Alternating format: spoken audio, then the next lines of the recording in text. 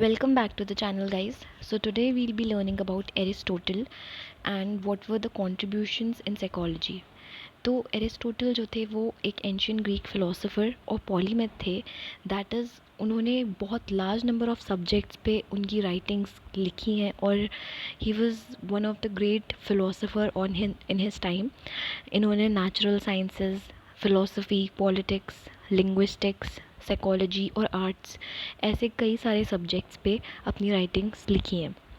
साथ ही अगर हम साइकोलॉजी में इनके कंट्रीब्यूशन की बात करें तो इन्होंने बोला था कि सोल और बॉडी जो है वो दोनों सेपरेट नहीं है बल्कि एक सिंगल एंटिटी है। तो कहीं ना कहीं he was a supporter of monism.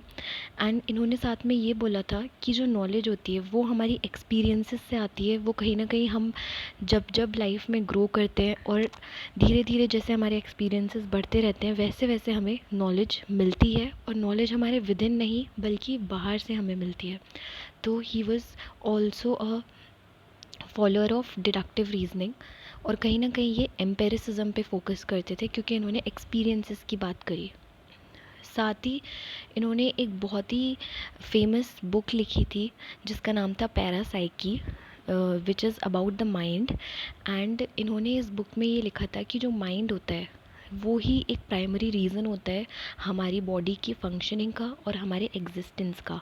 यानी कि अगर हमारे पास माइंड ना हो तो हमारे पास कोई रीज़न नहीं होना चाहिए एग्जिस्टेंस का।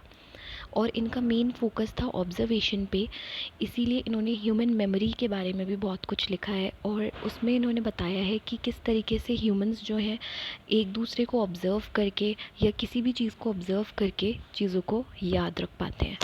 Thank you so much.